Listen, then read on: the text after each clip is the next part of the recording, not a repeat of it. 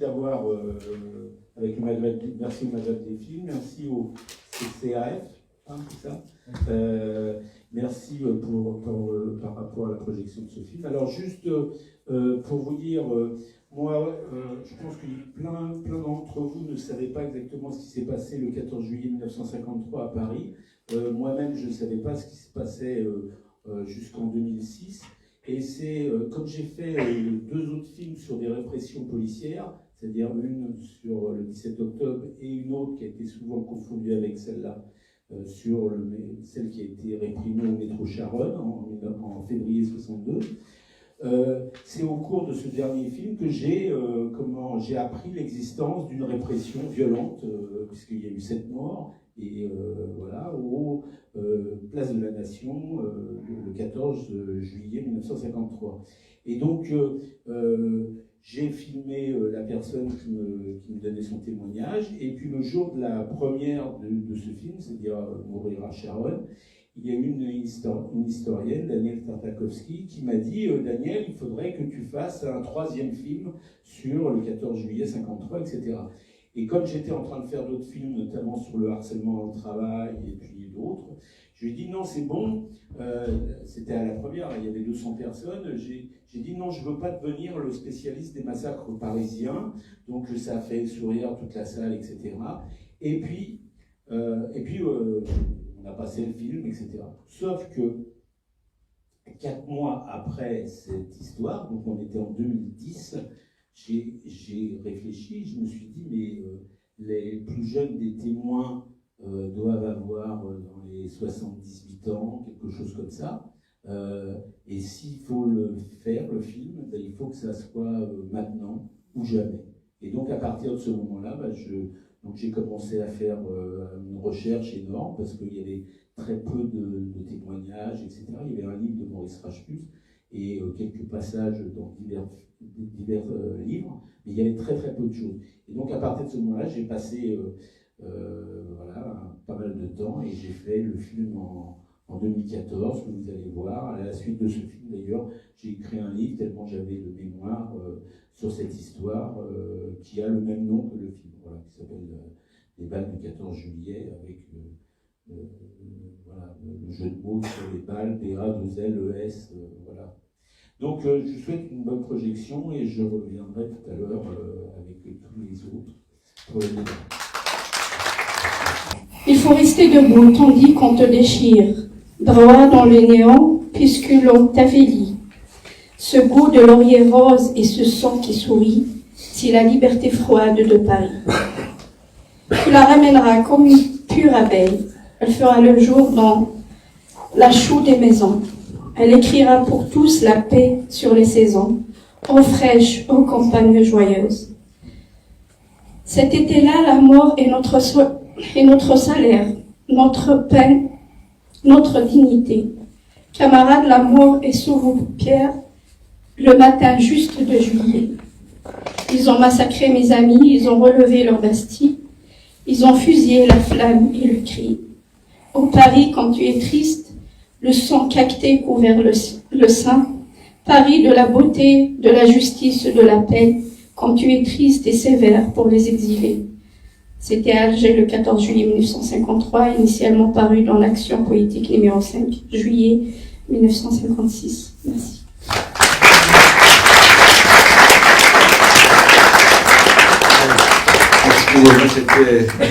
Merci Linda, encore une fois merci Daniel. Donc c'est juste pour reprendre un peu donc le débat. Il y aura donc Daniel qui va prendre la parole. Il y aura ensuite l'historien donc Ali Genoud donc qui va aussi intervenir, qui vient de publier un livre sur un peu cette période donc 49 et ce qui a suivi aussi. Donc c'est un livre, La question kabyle dans le nationalisme algérien 49-62. Il y a aussi donc le livre de Daniel, donc je vous conseille aussi, donc je recommande à tout le monde donc de lire donc sur cette journée qui présente aussi le contexte, un livre très intéressant donc à lire. Donc après l'intervention d'Ali, il y aura l'intervention de Othman, donc Othman Ben Zarouk, aussi sur un aspect donc de cette journée et ses conséquences, bien sûr, sur la suite donc de l'histoire du mouvement national et de la révolution algérienne. Et ensuite, nous vous donnerons donc la parole pour des questions. Nous n'aurons pas le temps de traiter peut-être en détail les réponses. Nous vous proposons donc de poursuivre le débat Place de la République à partir de 18h, 18h30, donc avec les militants du Comité de citoyens algériens en France, pour aborder cette période de l'histoire, mais surtout, non pas pour parler de l'histoire, mais pour parler de l'actualité. Parce que cette actualité que nous vivons, elle est peut-être moins sanglante. Heureusement, parce que le Hirak est pacifique, mais elle n'est pas moins dramatique ni moins douloureuse pour des millions d'Algériens. Mais n'empêche, il me semble, il y a une continuité, et comme on entendait donc nos glorieux militants du PPM-TLD, il y avait de la détermination, et aujourd'hui il y a encore de la détermination dans ce même combat pour la liberté, pour la souveraineté. Et le débat que nous allons avoir, Place de la République, c'est justement sur cette continuité donc du combat pour la liberté, avec bien sûr un sens très particulier pour nous, fils d'anciens indigènes, devenus citoyens algériens, mais citoyens algériens opprimés, exploités, interdits de parole, interdits de liberté d'organisation et de manifestation. Mais aussi et surtout sur la question donc de la souveraineté qui aujourd'hui prend un sens vraiment très particulier. Voilà, je donne la parole à Daniel. Encore une fois, merci pour tout ce qu'il a fait et bien sûr sa venue, sa participation à ce débat. Oui, c'est sûr que le combat pour la liberté, il est loin d'être fini. Voilà. Et je salue toutes les initiatives qui vont dans ce sens-là. Je voudrais revenir par rapport au film, parce que à la fin du film, en fait, depuis, la mémoire est revenue un petit peu quand même, parce que à la suite de cette projection, enfin, j'ai fait quand même peut-être une 60aine de projections de ce film. Il y a eu un assistant d'un élu de la ville de Paris, communiste, qui a vu le film. Il a été tellement sensibilisé par rapport à la question qu'il a décidé de porter un vœu auprès de la ville de Paris. Et ça a été fait en 2017, et donc il y a eu la pose d'une plaque à la mémoire des victimes du 14 juillet 53 qui a eu lieu, donc c'est l'inauguration, je crois que c'est en 2017, donc à côté de une des deux tours de la colonne du trône. Hein, dans le film, on voit les deux grandes colonnes. Donc sur un petit bâtiment sur la droite, on a mis une plaque, etc. Et avec la Ligue des droits de l'homme, chaque année, alors on n'a pas le droit, je crois, à faire des balles, alors des vraies balles des libertés, des balles populaires.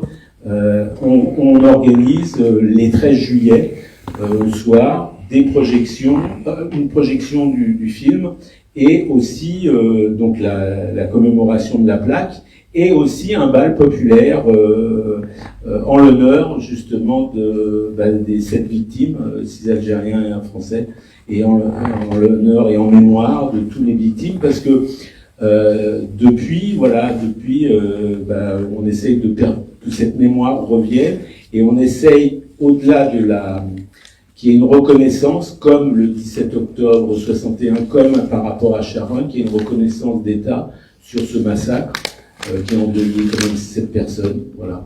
Et donc c'est un combat. Mais voilà, la mémoire revient progressivement, remonte à la surface, comme le 17 octobre, où ça a mis presque 40 ans avant que ça sorte de la mémoire et de l'histoire. Voilà, et donc tout ça, c'est des combats par rapport à, alors pas spécifiquement par rapport à l'Algérie, mais par rapport à par rapport au conflit ou au rapport France-Algérie. Et de toute manière, par rapport à ça, il faut qu'on progresse, que ça soit en France comme en Algérie, par rapport à cette mémoire. Juste avant de laisser la parole, je veux dire que j'ai filmé les images que vous avez vues, datent de l'Algérie, datent de 2012, et je suis retourné en 2019 présenter le film. Voilà, donc j'ai filmé quelques manifestations. J'ai été interdit 2 fois sur 3. Une fois, on m'a même piqué des images, on m'a effacé des images. J'étais arrêté, voilà, donc pour vous donner l'ambiance. Pourquoi ? Parce que en filmant les manifestations, je me suis aperçu que tous les policiers, enfin, les policiers, pas tous, mais des policiers algériens filmaient toutes les manifestations et ils essayaient de repérer évidemment des leaders. Voilà. Donc, et moi, je les ai filmés, évidemment, puisqu'on voit, on arrive à voir derrière la petite caméra qui est joyeux, ceux qui filment sont moins joyeux, etc., etc. Et ces gens-là, je les ai retrouvés après au commissariat quand j'étais arrêté, etc. Voilà. Mais on a réussi quand même à passer. Donc j'étais à Alger et en Kabylie, et donc j'ai réussi à faire 4 projections, 5 même projections du film avec notamment les familles des victimes. Voilà, et c'était super, même si à chaque fois c'était compliqué parce que il fallait aller à la police, il fallait ça, il fallait déclarer, etc. Enfin bon, il y a l'ambiance algérienne, elle est particulière au niveau de la. Pourtant le film il attaque pas, à part l'histoire de la reconnaissance comme martyr, il attaque pas spécialement. Enfin, il est quand même à l'honneur des Algériens. Malgré ça, il y avait à chaque fois des flics en civil dans les salles, etc. Enfin, pour vous donner quand même une ambiance de l'Algérie en 2019, et je pense que ça s'est pas forcément arrangé depuis. Voilà. Merci Daniel. En effet, ça s'est pas arrangé, même si effectivement le mouvement, donc le processus révolutionnaire de février 2019, bien sûr, porte aujourd'hui un combat avec des résultats très encourageants, puisque pour la première fois depuis l'indépendance, les Algériens ont réussi à faire partir un président. Ils ont empêché plusieurs manœuvres, etc. Donc on va pas revenir dans le détail dans ce débat. Mais le combat continue. Donc on va donner la parole à Ali Guenoun, donc qui va intervenir sur cette journée, mais aussi sur le contexte et la suite. Merci Ali. Merci Morad et merci Daniel. En fait, je vais répondre à une seule question. Pourquoi le silence ? Pourquoi l'oubli ? Parce que ce n'est pas un oubli, bien sûr, pour ceux qui connaissent l'histoire. Donc, mais je tiens déjà à remercier Daniel pour ce travail remarquable. Pourquoi remarquable ? Parce qu'il rend hommage à des victimes algériennes, des victimes anticolonialistes algériennes, mais aussi françaises, du PCR ou de la CGT. Et il nous fait découvrir et il déterre de l'oubli avec des guillemets un événement majeur de l'histoire d'Algérie et de la France, côté nationaliste et côté un peu de la gauche française. Et il fait parler, à l'instar des historiens, plusieurs sources, les archives, les témoignages et des documents divers, les images, etc. C'est un travail de vulgarisation que malheureusement les historiens ne savent pas, ne maîtrisent pas, ne savent pas faire. Même si tu as bien travaillé avec Blanchard et Daniel Tartakovsky. Alors, pourquoi l'oubli ? Même si je dis l'oubli entre guillemets. Plusieurs pistes, côté français, côté algérien. Je vais être très bref pour le côté français, parce que, en fait, cet événement, l'oubli, on peut faire un parallèle avec déjà le côté algérien, les événements d'octobre 61, et côté français, avec les événements du 8 mai, du 8 février 62.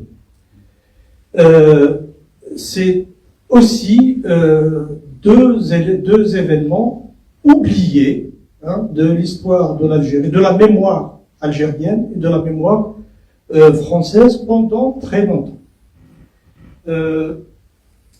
Alors, je ne sais pas, je pense que la plupart ici dans la salle savent à peu près ce qui s'est passé le 8 février 62, quand des gens de gauche, de la CGT, Sharon, voilà, la police a chargé contre des manifestants qui sont venus dire non à l'OAS et puis à la guerre d'Algérie. C'est très rapide. Et bien sûr, la volonté de la France de ne pas reconnaître un crime d'État, c'est décidé par la police. C'est exactement la même chose pour février 62 et pour octobre 61. Du côté du PCF, il y avait des difficultés entre les deux, entre le MTLD et le PCF.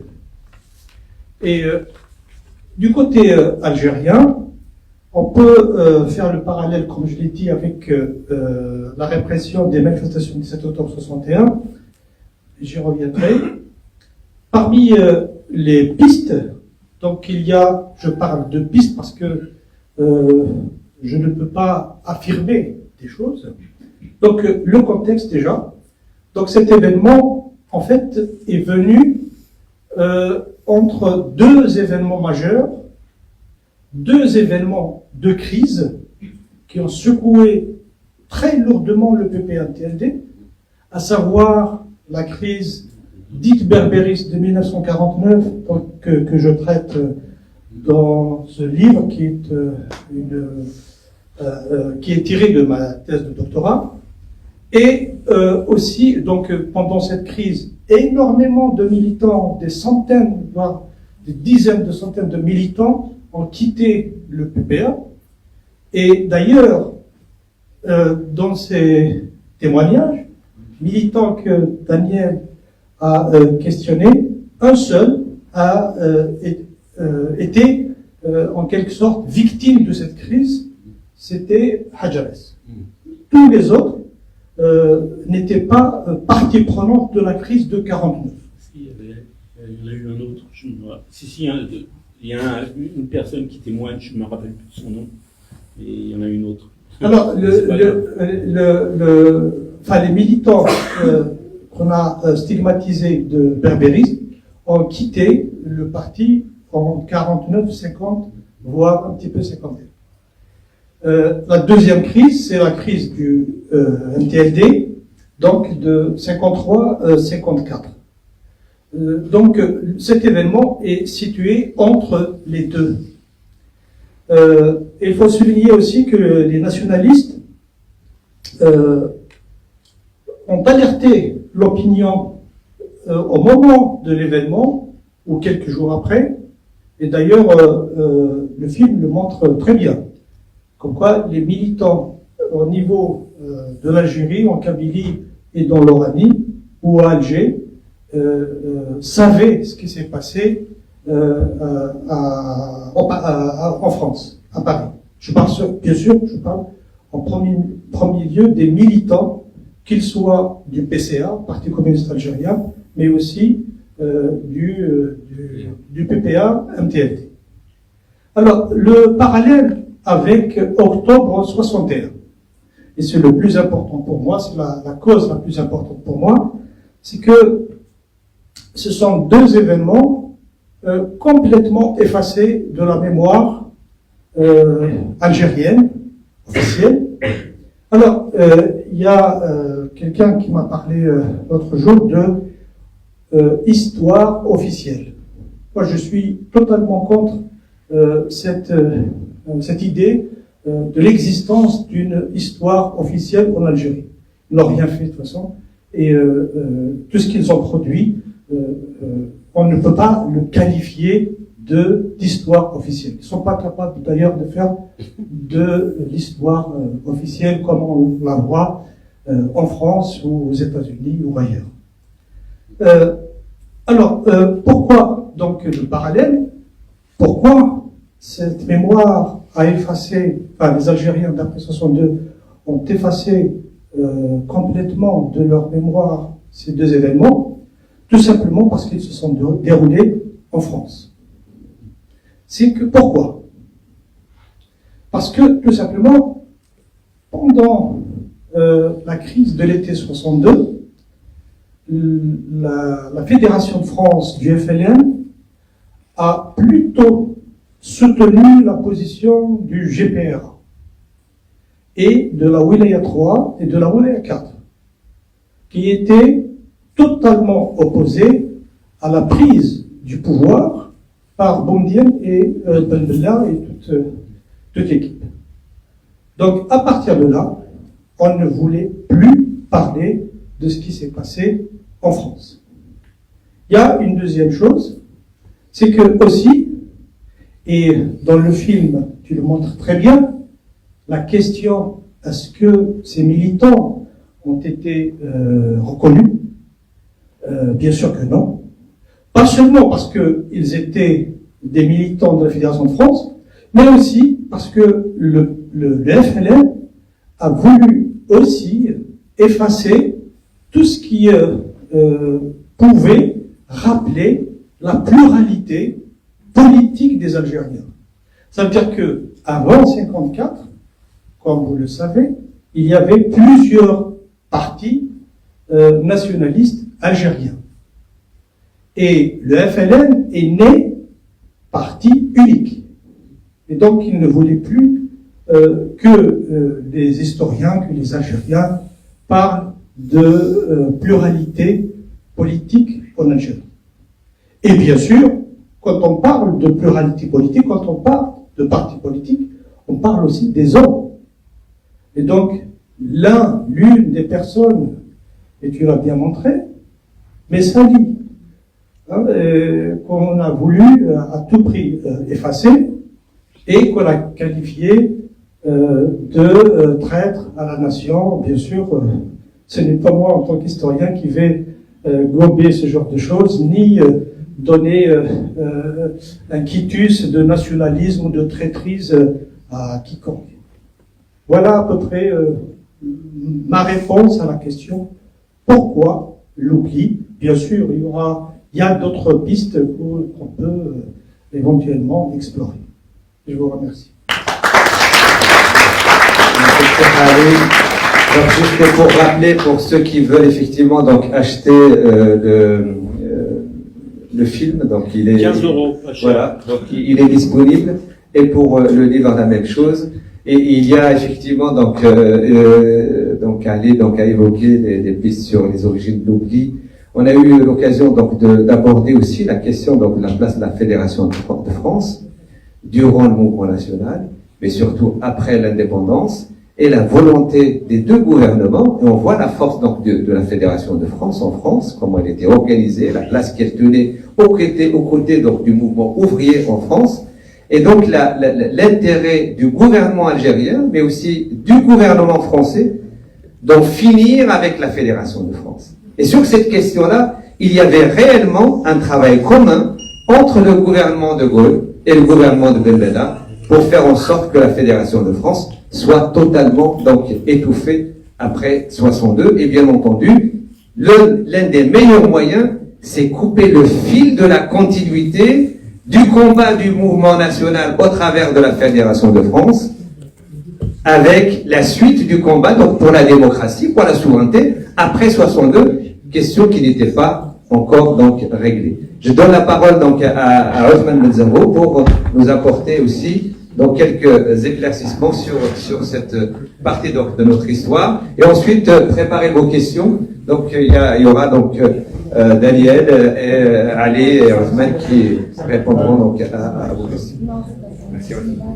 Merci Mourad pour ce magnifique moment, puisqu'on a l'occasion de vivre une histoire oubliée, CRI a essayé de nous donner les raisons. Et merci beaucoup à Daniel pour ce travail de mémoire qui est extraordinaire, qui donne des témoignages vivants de ce qui s'est passé à l'époque. Oui, parce que les trois quarts sont morts maintenant. Les vraiment... trois quarts des personnes témoins sont morts. Ouais. Donc j'ai bien fait d'y aller. Et donc, je vais essayer aussi, comme Ali, de répondre à une vraie question qui est pourquoi. Pourquoi c'est oubli? C'est une question assez importante.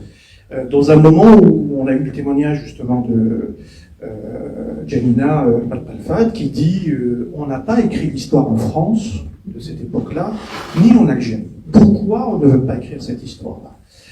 Et c'est une vraie question, parce que je pense que on va pas avoir la prétention de répondre à cette question-là, mais on va essayer d'aborder quelques pistes de ce qui s'est passé à l'époque. Bon, alors, Ali a parlé de deux crises assez importantes, la crise berbériste de 49 et puis la crise du MTLD, 53, 54, à partir de 52, on peut dire à partir de 52. Très rapidement, parce que bon, on n'a pas le temps, et je vais essayer de faire vite. Il faut se rappeler qu'on sortait de la Deuxième Guerre mondiale, 45, la Ligue arabe, les grandes puissances qui s'affirmaient sur les restes des empires coloniaux, donc britanniques et français, la question du positionnement du MTLD, PPA-MTLD, qui en 1937 s'était séparé du Parti communiste, qui a à ce moment-là mené le combat pour la libération, je dirais, pour prôner l'indépendance du pays. Donc ça fait un contexte politique particulier. Donc la crise berbériste, et ensuite en 52, 53 précisément, en mars 53, congrès du MTLD qui décide de participer aux élections locales en Algérie, ce qui a été un traumatisme pour beaucoup de militants. Et donc, des manifestations qu'on a vues étaient une façon pour l'appareil du MTLD, en tout cas pour les militants, de répondre à ce congrès qui s'est déroulé à Alger en mars 53, qui a décidé de participer aux élections municipales en Algérie, sachant que les premières élections en 47 ont été traficotées, on parle d'élections aménégelaines, et que à ce moment-là, il y avait une vraie volonté révolutionnaire d'en découdre autrement. Et ce qu'on a vu dans les images, c'est une organisation implacable qui a surpris les forces de police et qui devait montrer, qui devait donner une réponse politique à cette capacité à se ranger et à se préparer à une révolution. Et c'est probablement ce qui a choqué dans les images, ce qui a choqué un certain nombre d'acteurs qui suivent le mouvement national, de dire que le mouvement national, malgré les divisions qui commençaient à apparaître, on va rentrer un peu dans ces divisions-là, était capable d'une organisation implacable. Et il l'a montré à Paris, avec beaucoup de militants, très bien préparés, très bien organisés, un 14 juillet 1953. S'en est suivi, alors on va peut-être aborder ce sujet-là, s'en est suivi donc beaucoup de problèmes par la suite au MTLD, puisque le manque de réaction de ce que Messabi Haj appelait la bureaucratie, bon, il y avait déjà des conflits à l'intérieur du MTLD, une contestation, je dirais, du Zérim, hein, et puisqu'on prônait plus de démocratie en MTLD, mais globalement, ce qui ressortait, c'est que la base et la direction du PPR-MTLD disaient on ne comprend pas pourquoi le comité central qui avait décidé de participer aux élections locales et qui, à un moment donné, est rentré à la mairie d'Alger avec chaque chevalier, n'avait pas protesté suffisamment contre ce qui s'est passé en 53. Et ça a été fondamental dans le conflit, en tout cas ça a été, je dirais, mis en avant par Messabi Haj dans la crise qui en a suivi, puisqu'en mars 1954, Messabi Haj enlève, je dirais, le quitus à la direction, donc au comité central, et s'en est suivi une crise très très grave, puisque il y a eu le congrès d'Ornou quelque part je dirais de récupération du parti le 14 au 16 juillet 54, donc exactement une année après ces événements-là, qui, dans la lettre introductive, donc le Messaïd Hajj était à Niort, et donc il envoie un courrier, il envoie une lettre qui est lue en son nom, parle de ces événements-là, parle du manque je dirais, de manifestation de la direction révolutionnaire, de soutien à ce qui s'est passé à ce moment-là, et il traite, c'était le discours de la crise à l'époque, il traite justement la direction centraliste de réformisme, et c'est en fait toute cette conflit, je dirais, ce conflit qui est né entre une vision réformiste de ce qu'on dit du comité central du MTLD, qui se serait rapproché. Bon, on connaît un peu aujourd'hui, on connaît assez bien les acteurs de ce rapprochement avec, à l'époque, une politique prônée par Jacques Chevalier, donc qui était un libéral, qui répondait à un contexte national et international, et qui a finalement réussi à diviser le mouvement national. Et la suite de cette division-là, elle a été dramatique. Ça a commencé à ce moment-là avec la crise du MTLD, certainement en 49, en 53, et puis cette division-là du mouvement national a été dramatique pendant la guerre de libération, puisque des tentatives d'union ont été assez fréquentes en 54, et puis à partir de 56, le conflit était ouvert entre les jeunes de l'OS et les anciens du MTLD, fidèles à Messaïd Hajj, et ça a dégénéré avec ce qu'on connaît comme drame en France et en Algérie. Moi, je voudrais juste lire un témoignage. Je vous engage vraiment, je vais pas trop m'attarder, je vous engage vraiment à lire cet ouvrage. Pourquoi il est intéressant? Alors, je suis pas historien, mais c'est un témoignage d'un acteur. Jacques Chevalier a écrit un article, a écrit un livre en 58, en octobre 58. C'est intéressant parce que Jacques Chevalier, qui est un acteur principal de ce qui s'est passé à l'époque, puisqu'il a été celui qui, à un moment donné, a tenté un rapprochement avec les nationalistes, et qu'on a traité de réformiste, il y a eu des accusations à droite et à gauche, il était traité de traître, entre guillemets, par les Français d'Algérie, parce que il était considéré comme celui qui prônait un rapprochement avec les Arabes, les indigènes, etc. Et donc lui a écrit ce bouquin. Il avait été déçu au moment de l'arrivée au pouvoir de Charles de Gaulle par, je dirais, la difficulté, le fait que Charles de Gaulle n'ait pas fait appel à lui, puisqu'il était considéré un peu trop proche du pouvoir d'avant, de Guy Mollet, etc. Et il a écrit un livre que je vous engage vraiment à lire, puisqu'il l'appelait Nous, Algériens, lui en tant que Français d'Algérie, il a appelé ce bouquin Nous, Algériens, et il donne sa vision, son analyse de ce qui s'est passé pendant cette période-là, et il part de très loin. Et donc, c'est un bouquin très intéressant en termes d'analyse, mais il faut vraiment bien le lire avec la contextualisation, etc., parce qu'il donne beaucoup de clés de ce qui s'est passé pendant cette crise-là.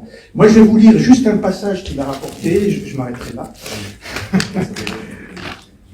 Alors, voilà, je comprends. Jacques Chevalier était... alors, je reprends le bouquin de... Non, je ne vais pas lire les pages, t'inquiète pas. Non, parce qu'il est 16h50, désolé. Donc Jacques Chevalier écrit toute la stratégie, alors c'est Benjamin Stora qui écrit aux origines du FLN, toute la stratégie de Jacques Chevalier tenait dans cette phrase. Considérons aujourd'hui qu'il est plus sûr. Non, ça c'est il prend référence à, bien évidemment, il cite Harbi, mais c'est un livre de Benjamin Stora. Et il dit, il essaye de qualifier, en tant qu'historien, la démarche de Jacques Chevalier. Toute la stratégie de Jacques Chevalier tenait dans cette phrase. Considérons aujourd'hui qu'il est plus sûr d'avoir auprès de soi des demi-rebelles que des domestiques. Voilà comment, je dirais, comment est qualifié un peu de cette politique-là. Alors, je rajouterai, et je m'arrêterai là.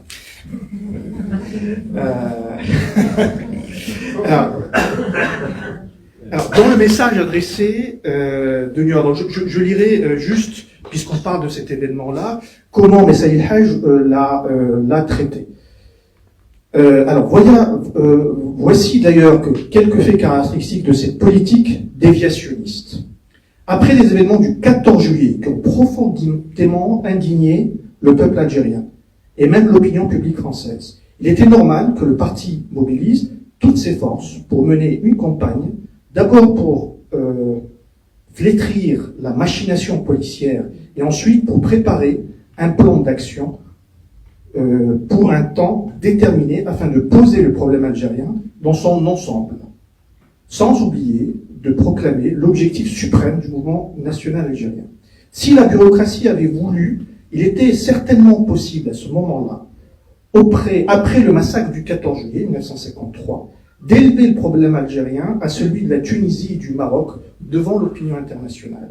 Non seulement rien de tout cela n'a été fait, mais nous avons constaté que nos élus au conseil municipal d'Alger n'ont même pas élevé une protestation sous prétexte de ne pas gêner, soi-disant, la politique de réforme en cours décidée par le maire Jacques Chevalier.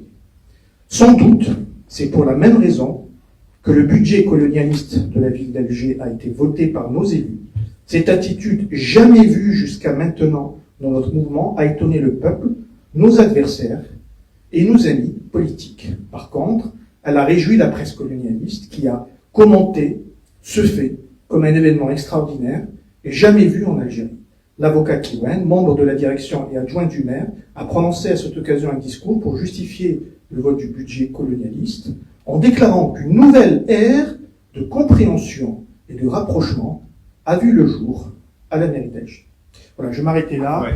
Et je pense qu'on aura l'occasion justement d'aborder ces aspects parce que justement ça peut répondre à pourquoi aujourd'hui on a autant de mal à parler de cette période-là, qui a été charnière pour la préparation du 1er novembre. Voilà. Merci. Voilà. Merci beaucoup, Rahman. Merci bien sûr. Encore une fois donc à Ali et à Daniel, et j'invite donc les compatriotes donc qui souhaitent approfondir donc à acheter voilà, et là à poser des questions. Donc levez la main, donc on va vous transmettre le micro. Il y a, je crois, oui. Alors, il est 16h55, donc on a jusqu'à 17h30, 17h, je ne sais pas si on peut nous donner encore une dizaine de minutes de plus. Donc, s'il vous plaît, allez-y. Vous entendez? Oui. Vous permettez que je me regarde? Oui. Alors, je sais que le temps est important. Oui. Nora, que je connais depuis longtemps, m'a demandé de faire un témoignage, à la fois en tant que porteur de mémoire et passeur de mémoire. Au passage, je tiens à remercier, bien sûr, Lucille Maraclé, que je soutiens dans sa combat pour la survie de ce lieu, qui est important. Bien sûr, à notre ami Daniel, à tous les historiens qui travaillent sur cette mémoire. Rapidement. Alors, moi, quand on parle de 53, moi j'avais 14 ans et demi à l'époque, même pas 30 ans et demi. Et je suis arrivé par la ville de Saint-Étienne. Saint-Étienne qui est reconnu comme un lieu de combat contre les méchalistes et le FLN de l'époque. Voilà. Et donc, moi j'étais arrêté en mai 58 avec la ville de Gaulle à 17 ans. Pour abréger, 17 ans, arrêté au commissariat de Terre Noire. Bien sûr, la toctonerie n'existait pas qu'en Algérie, mais elle existait en France. Alors je suis resté un mois dans le commissariat de Terre Noire, commissariat de police, sachant de quoi faire de moi. En fait, le problème c'était qu'à l'époque, majeur c'était 21 ans. Donc on ne pouvait pas m'emmener en prison. Du coup, je me suis retrouvé, avec d'autres détenus bien sûr, au camp du Larzac. D'ailleurs, Raïm, que tout le monde me connaît sur ce nom, sur nous-là, c'est quand on est arrivé au camp du Larzac, tous on est descendus, tous les gens qui étaient là-bas, il y avait des milliers déjà de détenus, au camp du Larzac, ils ont créé aussi Allah, il y a en français, Jaboul ou l'air, que Dieu bénisse la France et ramène des gosses. Et c'est vrai que j'étais plus petit, plus jeune. Mais au cours du temps, on m'appelle Raïm Delma Rahim, j'ai gardé le prénom Raïm. Mais pour abréger.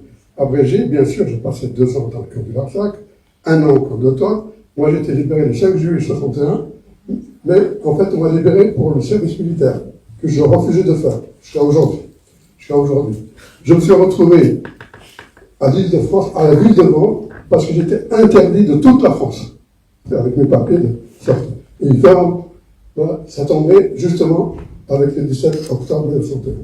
Donc, pour abréger, je suis aussi l'un de ces rescapés du 17 octobre 61.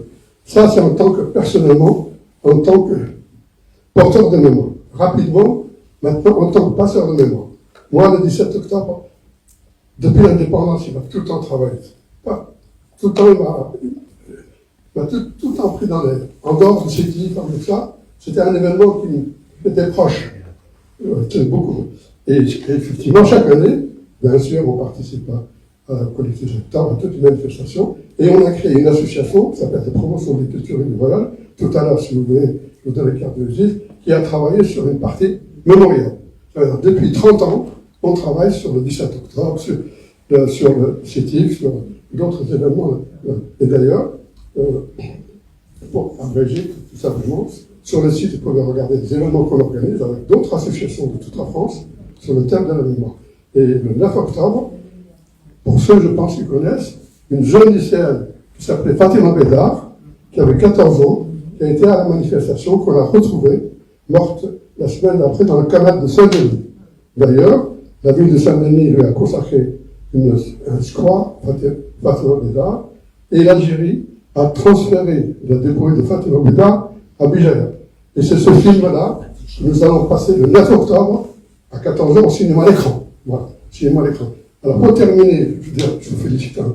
Pour terminer, je crois que dans l'esprit de notre association, parce que même on fait un travail énorme, on intervient dans les lycées sur cette histoire de guerre, de colonisation, parce qu'on s'aperçoit que les jeunes, en fait, ne connaissent très peu ce qui se passe, et qu'il est important qu'on puisse, nous, ceux qui restent, les associations, les historiens, de transmettre ces films à nos jeunes, si on veut que notre peuple a de l'avenir. Et pour terminer, dans notre démarche à nous, en tant qu'association, on considère qu'il y a tellement d'initiatives sur le 17 octobre, sur les balles sur le CETIF, sur d'autres événements, il y en a marre.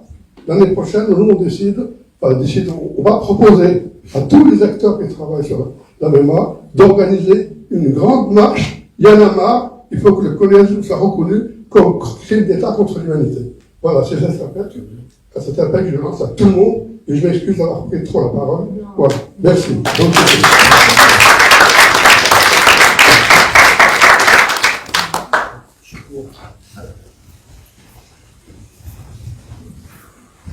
Merci pour ce témoignage, Rahim. Donc, il y a quelqu'un d'autre.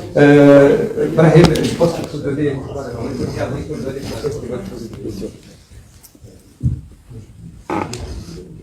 Oui, bonjour à tous. Je voudrais rendre hommage au travail qui est fait, aux réalisateurs. Vraiment, c'est vraiment un travail appréciable, un travail qui est un repère.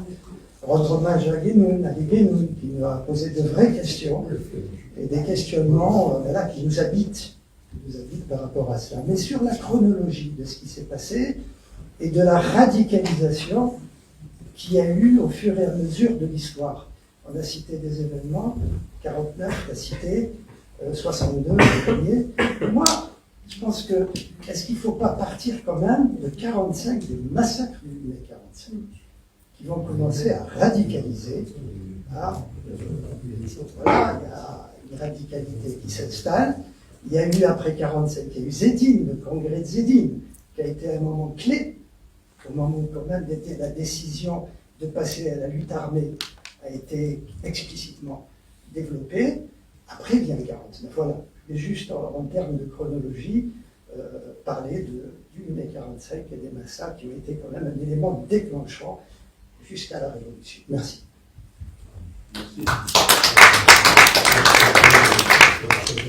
Est-ce qu'il y a d'autres questions ou commentaires?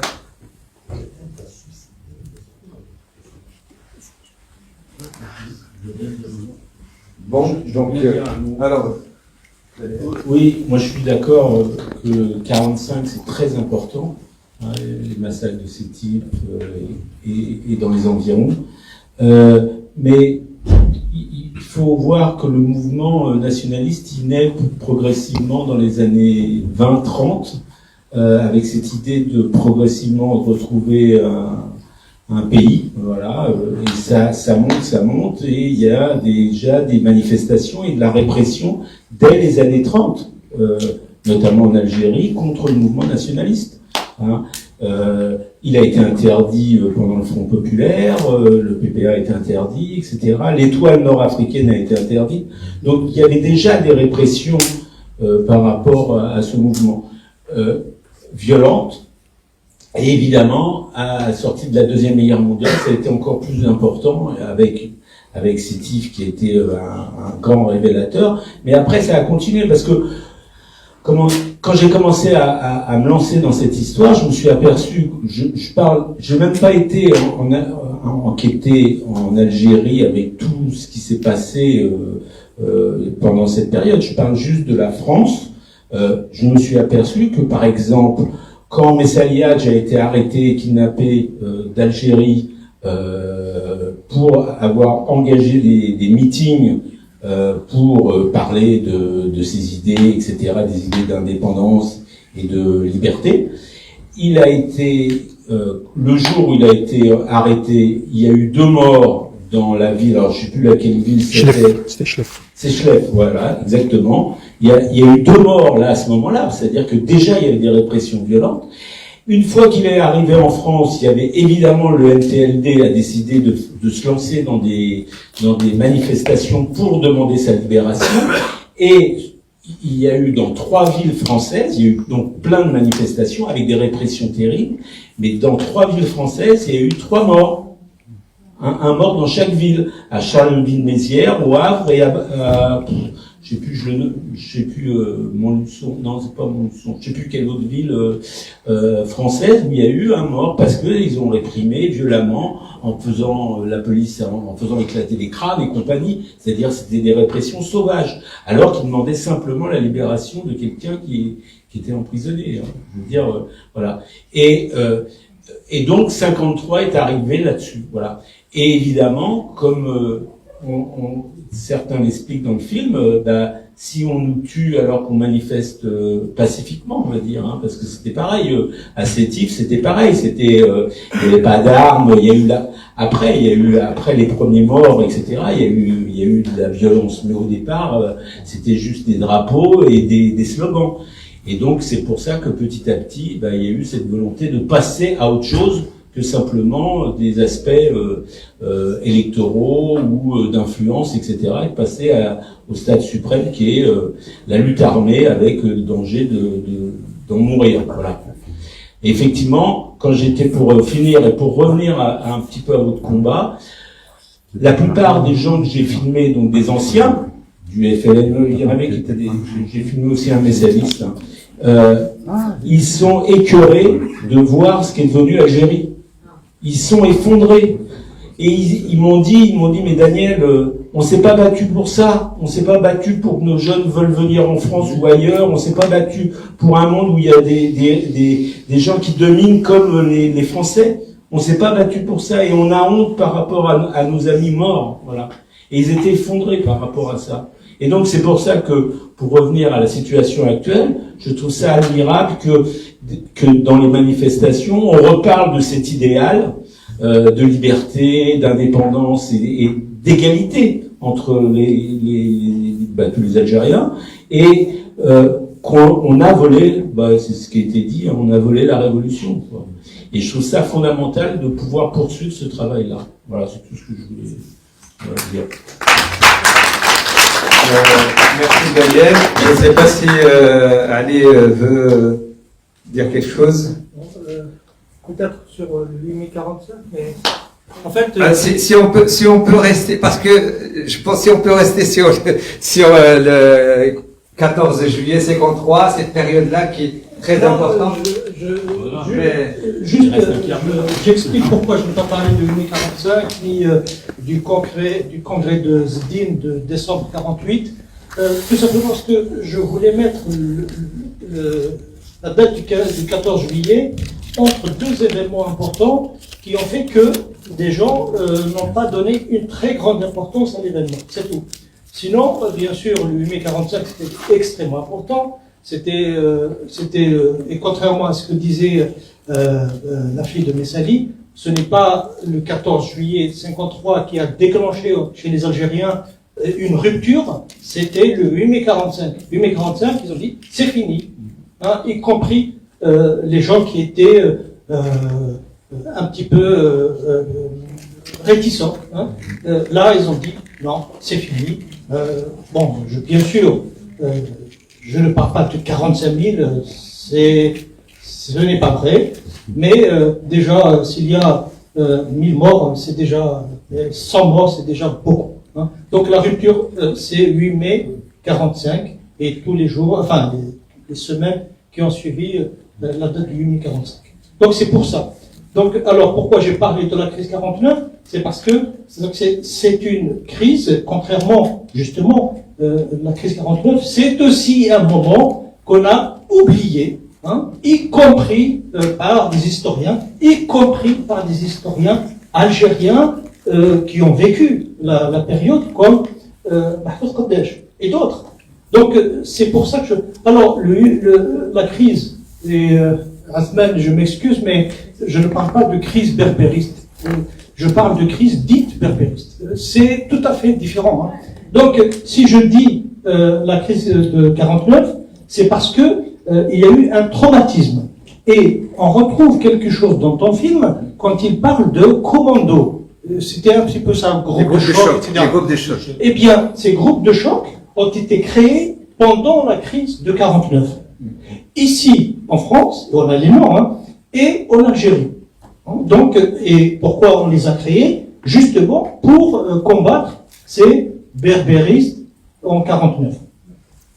Donc, vous voyez, donc après, pourquoi j'ai parlé de 54, de la crise de 54? Aussi, c'est une crise qui a traumatisé le PPA, qui a divisé les rangs du PPA, MTLD, avec la naissance déjà du FLN, puis la naissance du mouvement national algérien, MNA.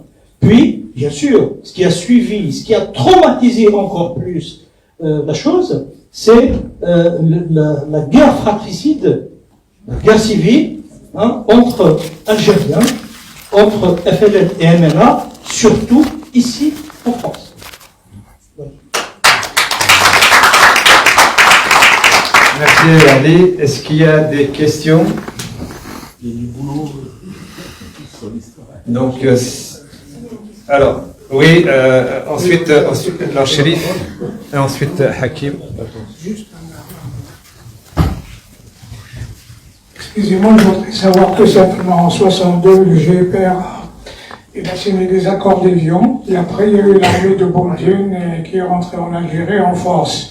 Je dis ça parce que personnellement, qui a des témoins ici, j'ai été à la caserne d'Ali Rouja, on a pris les jeunesses à l'époque, j'avais 18 ans, pour pouvoir remplacer l'armée nationale et être des soldats normaux. Et là, on nous a balayés. Nous avons remplacé les Français en se saluant, ils sont partis. On est rentré dans la caserne à Al-Roja. Quelques jours après, c'est l'armée de Boumediene qui est venue. Il y avait le colonel Mohamed El Hadj Allah Yarhamou qui nous a dit, vous pouvez, ceux qui veulent rester, il reste ceux qui veulent partir. Nous sommes plus 90% qu'on a démissionné pour ne pas rester voir cette armée d'invasion. Merci.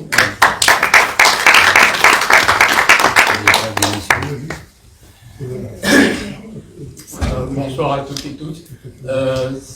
Moi, c'est pour un petit mot à l'attention de M. Kopperstein. Vous ne vous êtes pas seulement, vous n'avez pas seulement peiné pour réaliser ce reportage, vous vous êtes décarcassé. C'est grâce à vous tous, vous, Jean-Luc Ayudé, les frères Blanchard, Olivier Lecourt, Grand Bison, et sans oublier, il y en a beaucoup d'autres, Patrick Pardiez et Gilles Manson, etc. J'étais avec vous lorsqu'ils avaient dévoilé la plaque à la nation. Et on avait avec nous le deuxième fils de Maurice Luron. Oui. Vous vous souvenez, il avait pleuré quand il avait parlé qu'à chaque année, c'était la même chose comme son frère, parce qu'il n'avait pas encore fait le deuil de son père. Et à propos du 17 octobre, je voudrais rappeler un tout petit mot bref. La prochaine marche, je ne sais pas, je n'ai pas la date en tête, dommage, 13 ou le 14, non, le 14. Il y a une réunion au MRAP qui continue avec l'équipe de l'association Les Oranges de Nanterre, dont le président est Mohamed Kaki. Je crois qu'Arahim il en fait partie. J'espère être là-bas aussi. Quant au 8 mai 45, on a eu en 2015 un grand meeting, un grand rassemblement à place de l'hôtel de ville, et on a eu beaucoup de soutien, et il y a encore des soutiens, et beaucoup de mairies ont voté le vœu de la demande qui a été faite pour la reconnaissance du massacre du 8 mai 45. Merci encore 1000 fois, monsieur.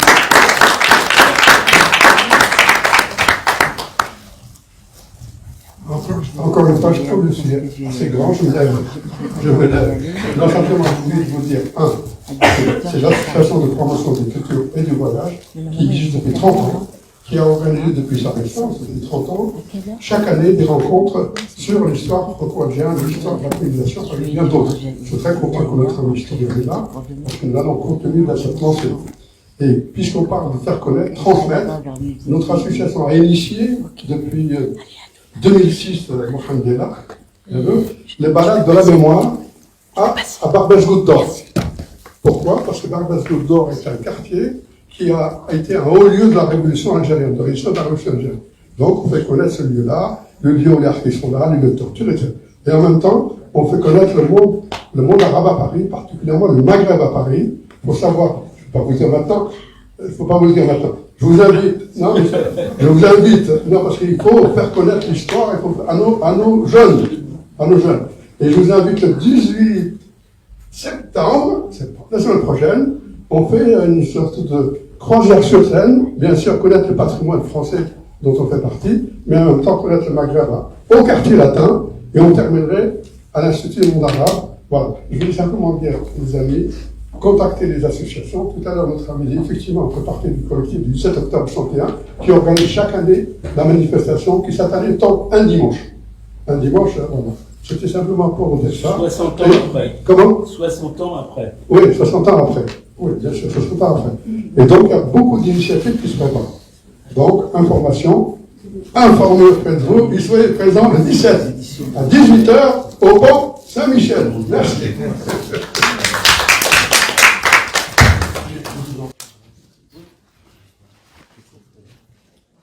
Bien, donc merci à tous. Je voulais juste, avant de donner la parole de la fin à Daniel, et éventuellement donc Othman s'il veut donc dire un mot, ou Ali, par rapport donc à mon avis donc sur cette journée du 14 juillet 1953 à travers le documentaire, moi j'ai constaté effectivement trois images qui m'ont vraiment marqué. Premièrement, on voit bien donc le niveau d'organisation des militants algériens dans le cadre du PPM-TND. Et cette organisation, elle ne tombe pas du ciel. Elle tombe de la nature et de l'origine même de cette organisation, à savoir donc Imash, Rajef, Messali, Hadj Ali. C'était des militants, des anciens militants du Parti communiste à partir des années 20. Et l'idée même d'indépendance nationale a pour origine donc la façon dont elle a été exprimée dans le programme de l'Étoile nord-africaine, donc dès sa création. L'idée, elle vient de la 8e condition de l'adhésion à l'internationale communiste qui parle effectivement donc de la question de l'indépendance des pays coloniaux. Et cette forme, quand on voit effectivement donc cette remarque, c'est la première chose qui m'a frappé. Donc ce niveau d'organisation et puis cette intensité donc je dirais de détermination. Ils savaient donc tous les gens qui ont écrit sur cet événement du 14 juillet 1953, tous les militants s'attendaient à ce qu'ils soient réprimés. Et ils se sont préparés justement pour répondre et pour se défendre contre les provocations. Et les gens qui ont écrit sur cet événement, il y a eu une première provocation, bien avant l'arrivée Place de la Nation, par des légionnaires, c'est-à-dire un groupe de militaires légionnaires qui les ont attaqués au cours de la manifestation. Et tous les témoignages donc disaient que justement les choquistes, donc les services d'ordre du PPM-TLD ont contenu, non seulement ont contenu, mais ont renvoyé, et dont la plupart ont été hospitalisés, donc ce groupe donc, de légionnaires qui les ont attaqués. Ça, c'est la première chose, et on voit bien effectivement ce niveau d'organisation, ce niveau de détermination, et donc la place de ce parti. La troisième remarque, c'est effectivement donc le lien qu'il y a entre cette manifestation, donc du 14 juillet 1953, et directement la guerre de libération. Premièrement, dans cette manifestation, devant le drapeau. Et si vous avez vu, donc tous les militants, ils ont dit, le premier coup a été donné à cause du drapeau. C'est quand la police ont vu le drapeau en tête du cortège, et ça, pour eux, c'était effectivement intolérable. Parce que le drapeau, c'est l'indépendance. Le drapeau, c'est la volonté, la détermination d'arracher l'indépendance nationale et la souveraineté nationale. Et ça, c'était à Paris. C'est à Paris. C'est quand même dans le cadre de l'État français. Après 45. Après 45, il y avait un gouvernement d'union nationale entre De Gaulle et le Parti communiste. C'est-à-dire la majorité des militants de la CGT. Il ne faut pas l'oublier. Et dans cette manifestation du 14 juillet, il y avait donc la majorité des militants, c'était des militants communistes, dont les dirigeants avaient participé au précédent gouvernement. Donc qu'ils soient attaqués par des policiers avec cette sauvagerie, cela veut dire qu'effectivement, le gouvernement, à l'époque, avait vraiment l'intention, non seulement de tuer, mais vouloir freiner l'élan révolutionnaire pour l'indépendance. Et malgré ça, quand on voit l'histoire, ce qui s'est passé après, je pense que la conséquence, c'était le contraire.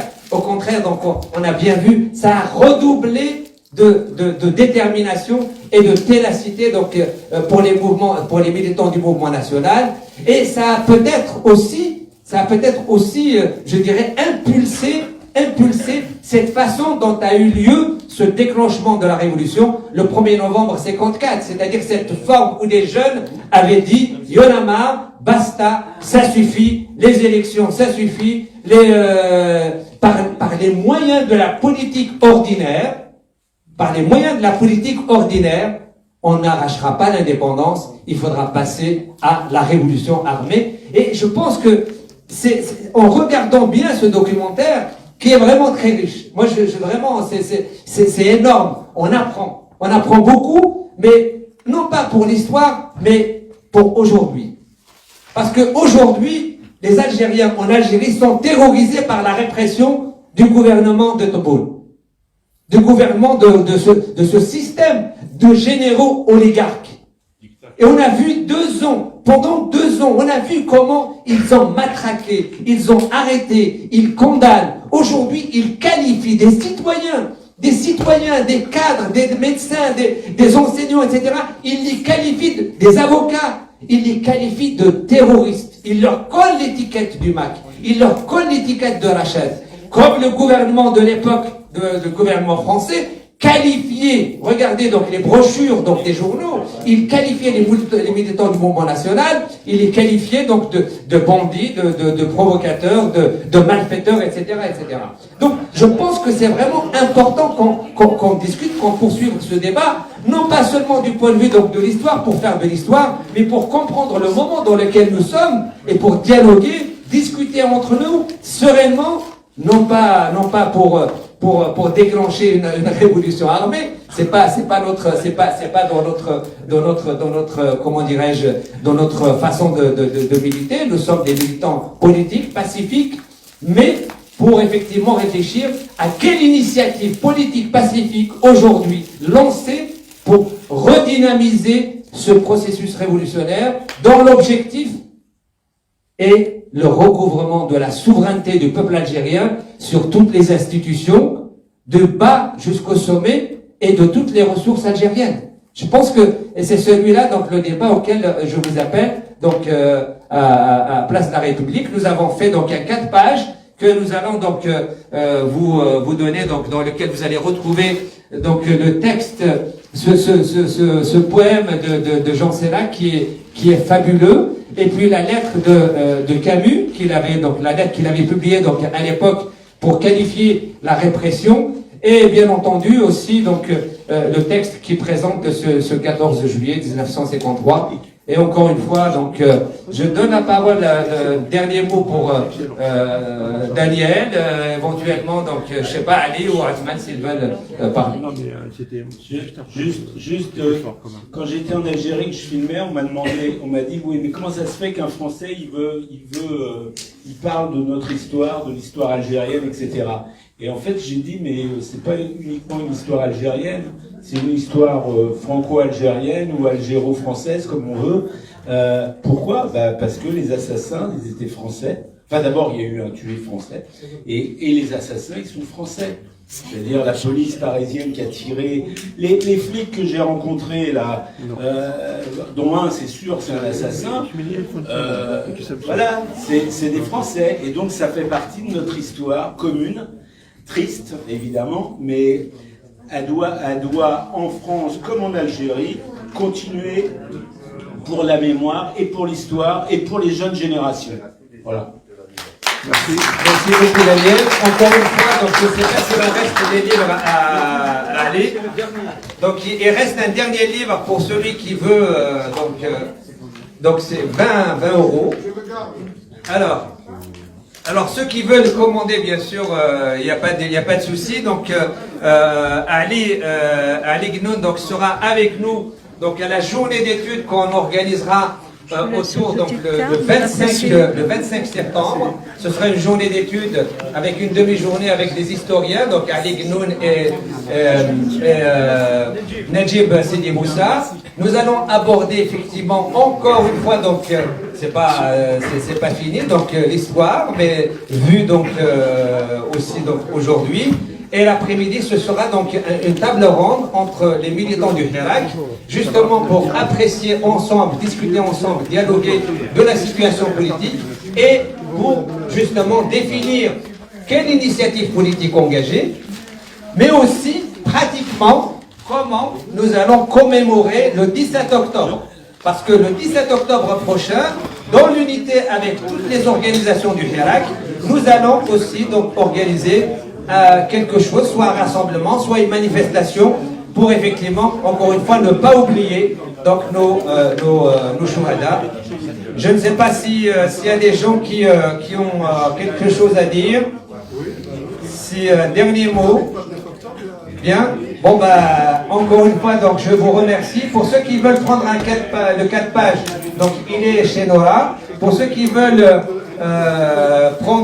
acheter donc le film de Daniel, il en reste encore quelques-uns. Et pour ceux qui veulent acheter le livre de Ali Gnoun, donc il est disponible sur Internet. Et bien sûr, on fera donc un coin librairie le 25 septembre. Lors de la journée d'études, et bien entendu il y aura donc une vente dédicace du livre de Najib Sidi Moussa et du livre de Ali Gnoun. Et encore une fois, merci beaucoup Ali, vraiment merci beaucoup Atman, et merci Daniel pour tout ce que vous faites et surtout pour aujourd'hui.